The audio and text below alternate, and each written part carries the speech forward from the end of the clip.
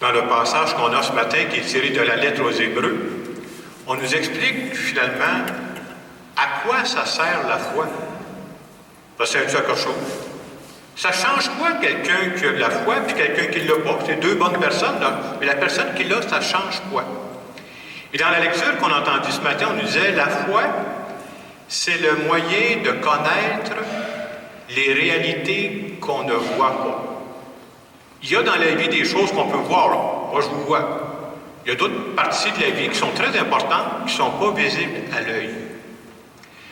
Je peux voir les événements de ma vie comme un hasard. Je peux voir ça simplement comme, comment je dirais, un concours de circonstances. Ou je peux croire aussi, si j'ai la foi, qu'à travers ce qui m'arrive, Dieu est en train de me parler d'une certaine façon. Et notre défi, c'est de décoder ça. Ça, c'est un moyen défi, mais je crois d'abord qu'il me parle à travers ça. Et vous comprendrez que si je crois que ma vie, c'est juste un hasard, bien, ça ne prendra pas de temps que ma vie va perdre son sens. Et ça ne prendra pas de temps que je vais perdre de mon enthousiasme aussi. Ça ne me donne pas de me démener, c'est du hasard ce qui s'en vient demain, de toute façon. Je ne vais pas venir me forcer aujourd'hui, là. Ça va tout être du hasard. Les événements de la vie se déroulent à une telle vitesse que si on ne prend pas le temps de s'arrêter de temps en temps pour descendre au niveau de notre cœur, c'est comme si on perd le fil conducteur de ma vie. Ça donne quoi que je sois là, moi, là? Et la foi, comme on le disait, ça permet, c'est le moyen de reconnaître à travers la bonté que je vois autour de moi, un signe de la présence de Dieu. L'autre personne qui est très bien à côté de moi, qui n'a pas la foi, va dire, bien, c'est du hasard, c'est beau, mais je ne vois pas Dieu là-dedans. Alors la foi, c'est comme de dire, oups, je rajoute une dimension. Quand je vois quelque chose de beau, c'est comme si je remonte à l'auteur de celui qui a inspiré ça, et c'est Dieu. Et l'évangile de ce matin va un peu dans le même sens quand on nous dit « Restez en tenue de service et gardez vos lampes allumées. » Gardez vos lampes allumées, ça veut dire « Soyez éveillés. » On connaît tous des gens qui sont des gens de service, hein? Des gens qui sont disponibles, des gens qui ont le souci des autres. On pourrait dire que ce sont des gens qui ont gardé leurs lampes allumées. Et quand on voit ces gens-là, puis c'est bon d'en rencontrer de temps en temps, c'est comme ça nous permet de croire que fondamentalement, dans l'être humain, il y a un fond de bonté, il y a un fond de générosité.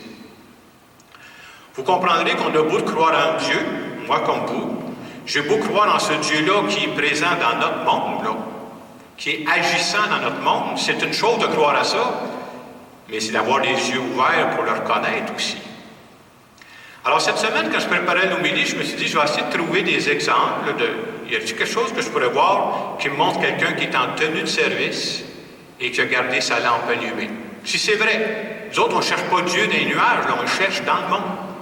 Le Dieu des chrétiens, le Dieu de Jésus-Christ, c'est celui qui est à l'œuvre dans ce monde-là, là, dans ma vie. Alors, c'est lundi soir, je ne me souviens pas lundi soir ou mardi soir. J'avais fini de me préparer un excellent souper. Alors, je me suis assis à table et je l'ai mangé. Mais pendant que je mangeais mon souper, c'est là que j'écoute mes nouvelles, je chauffe du temps quand même.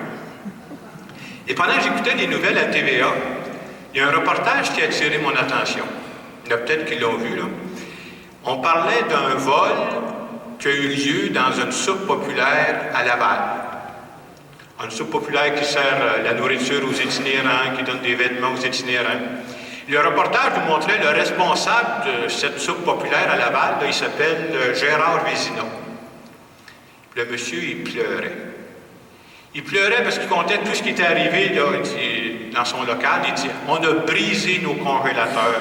On nous a volé de la nourriture. On nous a volé du matériel. Le monsieur, il pleurait et il disait, vous savez, c'est pas pour moi. Il dit, moi, je suis capable de me débrouiller, là. Vous m'empêchez de nourrir mon monde. Et son monde, c'est les itinérants. Puis je voyais que le monsieur, il prenait ça à cœur. Là. Ceux qui ont vu le reportage, peut-être vous vous souvenez de ça. Hein. Je me suis dit, c'est beau ça, cette affaire-là. Je vais aller essayer de fouiller où est-ce que c'est parti son idée de partir une soupe populaire comme ça à Laval. Et je suis allé fouiller un peu sur Internet et j'ai vu que M. Vézina, en 2015, son beau-frère est décédé. Et son beau-frère, il dit, ça faisait des années et des années qu'on ne l'avait pas vu. Et quand il est décédé, c'est comme si la police a fait des recherches pour venir les avertir. Et son beau-frère, depuis des années, il était itinérant. Et lui, ça l'a tellement frappé parce que quand ils ont expliqué de quoi il est mort, ils ont dit s'il n'avait pas été itinérant, il aurait pu se faire soigner, mais il n'y avait rien là. Il est mort de ça, là. Et lui, ça lui a touché au cœur. Puis c'est à partir de ce moment-là qu'est parti son organisme pour venir en aide aux itinérants à Laval, mais aussi aide un groupe à Montréal. Et quand j'écoutais ça, je me suis dit, ça prend quelqu'un qui a la lampe allumée pour faire ça. Ça prend quelqu'un qui est éveillé. Elle peut dire, mon beau-frère est mort, on continue. Non, non, je vais faire quelque chose pour les itinérants. Et ce monsieur Vézinet-là, c'était un entrepreneur en maçonnerie. Il a décidé de laisser ça, puis il dit, je vais me consacrer à cette œuvre-là, totalement. Quand on parle de lampe allumée, je pense que c'est ça, d'être capable de réagir aux événements de la vie. Puis quand il a commencé à faire ça, les gens ont commencé à lui donner des... Ils vendaient des meubles. Pour dire, prenez cet argent-là là, pour vos itinérants. Ils vendaient des vêtements. Vous prendrez cet argent-là pour vos itinérants. Alors, ce que j'ai fait, c'est que jeudi matin, j'ai réussi à trouver son numéro de téléphone, je l'ai appelé. J'ai dit ça, je suis un curé à Saint-Hyacinthe, puis j'ai vu ça aux nouvelles, votre affaire, que vous êtes fait voler. Est-ce que ça va mieux? Comment vous arrangez? Il dit, vous savez, il dit, depuis ce temps-là, il s'est passé des belles affaires. Il dit, la compagnie Whirlpool nous a donné 2 congélateurs flambant neufs. On a reçu un beau poêle à gaz flambant neuf.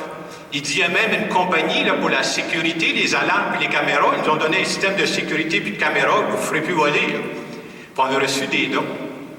Puis j'avais dit ça, j'ai dit en fin de semaine, je pense de donner votre exemple. Il dit, monsieur le curé, il dit, vous savez, il dit, je pense, parce que c'est un croyant, je ne sais pas, vous avez vu, il se promène toujours avec sa croix dans le cou, en tout cas, on le voyait dans le reportage, là. Il dit, monsieur le curé, il dit, je pense que Dieu est en train de transformer notre sinistre en bénédiction. Il dit, on va être équipés comme on ne l'a jamais été. Si je vous compte ça, c'est pour montrer que ça se passe vite quand même. Hein. Je ne sais pas si c'est lundi soir ou mardi soir que j'ai mis ça aux nouvelles. Moi, je l'appelle jeudi matin, là. Déjà, tout ça s'est passé. Ça veut dire qu'il y a eu du monde qui ont eu le cœur assez éveillé pour répondre tout de suite à ça. Pour dire, qu'est-ce que je pourrais faire pour l'aider? Et quand on voit ces gestes-là, ces gestes de bonté qui se font là, je peux regarder ça et dire, c'est un concours de circonstances, là. Mais si j'ai la foi, moi j'ai choisi de croire dans ces événements-là, de voir la touche de Dieu. Je crois que c'est Dieu qui touche les cœurs. Que les gens en soient conscients ou pas, là, c'est Dieu qui touche les cœurs pour qu'il se passe de belles choses comme ça. Et c'est pour ça que j'ai la foi. Je vous parle de cet événement-là, mais il y en a plein de choses. Vous remarquerez quand c'est des belles choses comme ça, on entend rarement parler. Là, j'ai attrapé cette nouvelle-là. Là. C'est parce qu'il y avait une mauvaise nouvelle au début, c'est pour ça qu'ils n'ont parlé. Là. Moi, je vous parle du côté de la bonne nouvelle. Là. Mais il y a plein de choses. Fin de semaine, j'ai presque battu mon record. J'ai fait, depuis vendredi matin, 6 célébrations pour les défunts. Mais à chaque fois que je rencontre la famille et qu'ils me parlent comment la personne qui a décidé, comment elle a été accompagnée avec amour dans les derniers moments, ils ne parleront pas de ça aux nouvelles. Là. Ça se vit, là. Et ça, quand tu vois de l'amour gratuit comme ça, de la bonté comme ça, tu dis, c'est Dieu qui est présent là-dedans.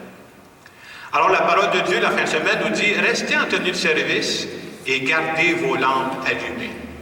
Oui, gardez vos lampes allumées, sinon ça serait très facile de juste rester à la surface. J'écoute les nouvelles en général, puis si vous écoutez les nouvelles en général, je peux vous dire de quoi ils vont vous parler, des mauvaises nouvelles. Le terrorisme, tout ce qui saute, etc. Et je peux devenir les yeux fermés à ce qui se fait de beau dans notre monde à nous, là. Je vous dis ça parce que si on ne garde pas notre lampe allumée, ce serait très facile de perdre notre enthousiasme. Ça serait même facile de perdre le goût de vivre. Et cette semaine, on me parlait d'un monsieur qui était un bon vivant. C'est un musicien. Il jouait de l'accordéon, du violon, de la musique à bouche, pas trop du banjo. En tout cas, il en jouait avec plein d'instruments. C'est un homme qui aimait conter des histoires, faire rire le monde, puis tout ça. C'est un bon vivant. Et on me contait que depuis quelques années, lui qui aimait la musique ne joue plus de musique. Lui qui aimait la musique, il n'écoute même plus de musique. Lui qui aimait conter des histoires, il n'en compte plus d'histoires. On me disait qu'il faisait des mots croisés, il aimait ça, il n'en fait plus de mots croisés. Lui qui était un bon vivant, là, il passe ses grandes journées à dormir. Puis même, comme on me disait ces derniers temps, il n'avait même plus le goût de manger. Si je vous compte ça, c'est pour dire, c'est très important de maintenir ma lampe allumée. Ça peut arriver à tout le monde, ce que je vous compte là. On peut tous perdre notre enthousiasme. on peut tous perdre notre raison de vivre aussi. Et pour garder notre lampe allumée, je pense qu'il faut garder les yeux ouverts sur les autres autour de nous. C'est quoi les besoins des personnes autour de moi? Ça nous garde allumés. Pour garder nos lampes allumées, je pense qu'il faut aussi être capable d'avoir les yeux assez ouverts pour remarquer ce qui se fait de beau et de bon dans notre monde et y reconnaître la touche de Dieu. C'est là qu'il faut trouver Dieu, nous autres, là. Garder nos lampes allumées, ça veut dire rester en tenue de service. Comment moi je peux rendre service? Avec ce que je suis, avec mes talents, avec mes capacités, c'est là-dedans qu'il m'est demandé. Alors ce matin, quand on vient vivre l'Eucharistie, moi ce que je veux dire à Dieu, j'aimerais pas ça dire que le reste de ma vie, je vais dormir au gaz. J'espère que pour le reste de ma vie, je vais avoir le souci d'ouvrir les yeux. Qu'est-ce qu'il y a autour de moi? Quels sont les appels? Où est-ce que Dieu est à l'œuvre dans ce monde-là? C'est ça notre foi. Alors ce matin, à travers cette célébration, demandons à Dieu cette grâce-là. On croit qu'il est vivant dans notre monde. Viens nous ouvrir les yeux pour qu'on te voie à l'œuvre là où je vis présentement.